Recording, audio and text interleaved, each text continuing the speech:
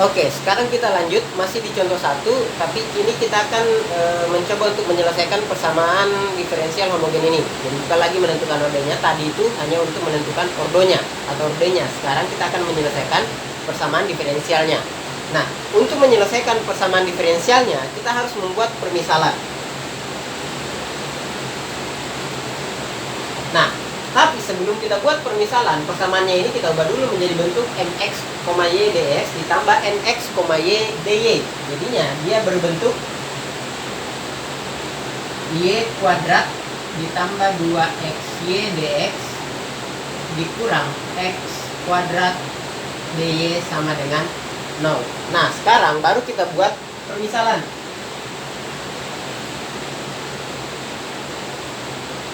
Oke, yang kita misalkan di sini adalah V sama dengan Y per X. Nah, kalau kita kalikan, jadinya di sini Y sama dengan V dikali X. Sekarang kita tinggal mencari turunan dari bentuk Y sama dengan Vx. Mencari turunannya ini kita turunkan terhadap fungsi X, tapi dua-duanya ini adalah fungsi terhadap X juga. Jadi otomatis kita harus menggunakan turunan fungsi perkalian, yakni U aksen V dikali U V aksen, sehingga turunannya ini menjadi V dx ditambah X dV. Nah, persamaan yang ini dan yang hasil turunannya itu disubstitusikan masuk ke persamaan diferensialnya. Jadi nanti persamaan diferensialnya akan berubah karena variabel y-nya semuanya nanti variabel y ini akan hilang. Jadi y kuadrat kita ganti, di sini y-nya kita ganti, dy-nya pun nanti kita akan ganti. Jadi yang tersisa adalah variabel v dengan variabel x. Jadi kalau kita ganti di atas y kuadrat, kita ganti y-nya menjadi vx. Vx kalau dikuadratkan jadinya v kuadrat x kuadrat ditambah 2x, y kita ganti dengan vx, jadinya 2x kuadrat v dikali dx dikurang x kuadrat, dy nya kita ganti dengan v dx yang ini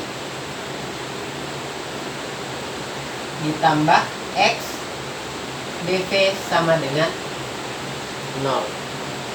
Nah, sekarang kita coba jabarkan persamaan ini.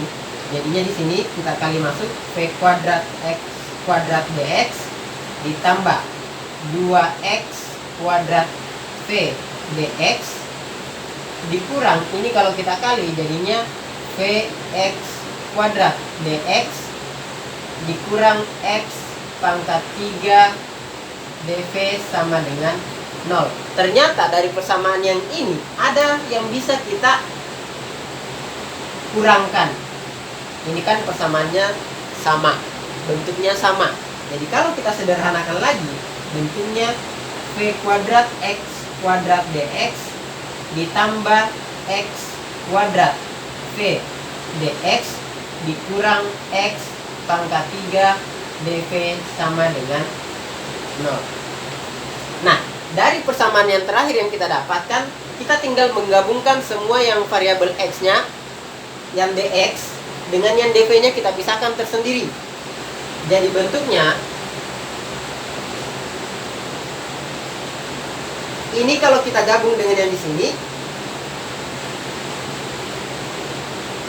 v kuadrat ditambah v dikali x dx,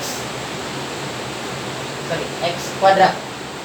Jadi x kuadrat dx-nya kita keluarkan, menyisakan v kuadrat dengan v. Ini tetap.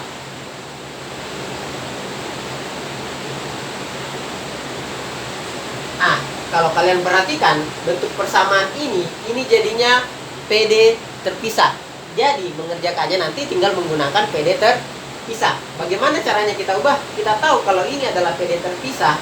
Kalau saya bagi dengan x pangkat 3, jadinya nanti di sini adalah v kuadrat ditambah v per x dx dikurang dv sama dengan 0 Kalau saya bagi lagi dengan V kuadrat tambah V, jadinya 1/X dx dikurang 1/V kuadrat tambah V dv sama dengan 0. Nah, ini dia bentuk dari PD terpisah.